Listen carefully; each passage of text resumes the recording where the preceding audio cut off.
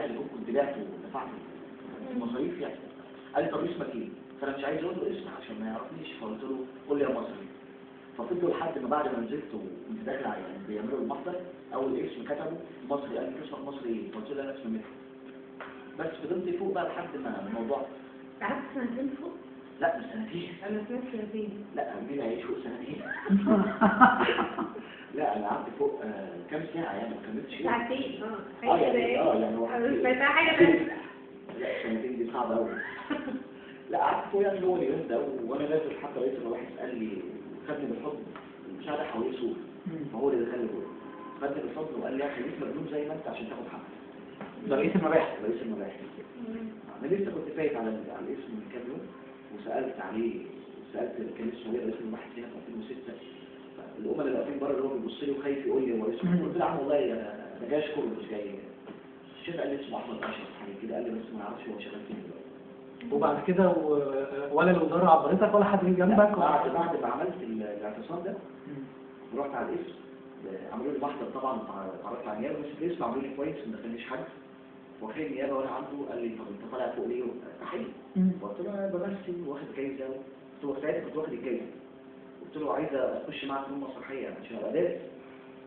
فقال لي بص اقول لك على حاجه، مثل لي مشهد، لو مثلت مشهد كويس هسيبك تروح. فانا استغربت انا في النيابه ولا في المعهد؟ قلت له طيب، ورحت ممثل مشهد من الورش. فقال لي تبقى بلد يعني مش لطيفه لو ما وصلتش، خد بطاقتك واتكل على الله تعالى نضيف. جيت امضي فقال لي لا اقرا الاول. انا ساعتها بقى خلصت يعني، قلت له حضرتك اللي بتقول امضي؟ فقال لي لا مهما كان اللي بيقول لك بعد كده امضي ما تمضيش غير لما تقرا الكلام ده عليك. وانا برضه بشكره يعني على الكلام. وخرجت. المأمور كان قايل لي قبلها لو النيابه روحتك تعالى لي بكره الصبح، لو رجعوك ما تقلقش انت هنبقى في اوضه لوحدك يعني مش هينزلك تحت الحجز وهنخلص الموضوع ده. كان في تعاطف معاك عشان انا مش جاي في حاجه، ده انا عايز اتعلم يعني ايه الاجراء كده، ولما تحبسني هبطل افكر في التعليم. فطلع معايا تاني يوم 2 ضباط دبوره ودبورتين لازم على المدرسه، دخلوا على المنطقه اللي هو كان بيقول لي اللي معهوش ما يلزموش، فبيقول له السيد بيقول لي انا وكان الموضوع الطالب ده شخصيا. قال له اول خير ماله الطالب ده يعني مشكلته ايه؟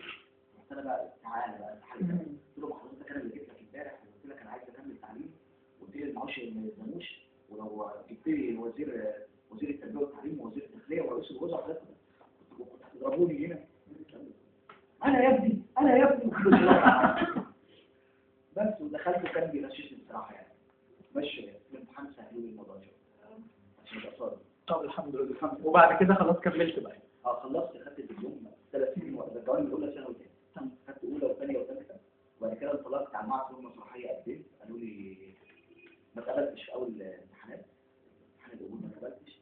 حاولت السنه اللي بعدها قال لك لا سنك لا يسمح، دراسات حره. اخش دراسات حره وبتاع. وبعدين عملوا حاجه اسمها تعليم موازي رخيص جدا ب 12000 جنيه. لو الكلام فارغ طبعا الكلام ده بالنسبه لك حاجه بسيطه يعني. 12000 جنيه ده مع الانتظار الحاجات اللي مش احنا اجندات خارجيه وبيجيب كمان ما يجيبش بالجنيه. انت لسه قايل من شويه انك تاخد الشوال وانت مروح في المطار. ده شوال الدولارات، شوال الأبيض.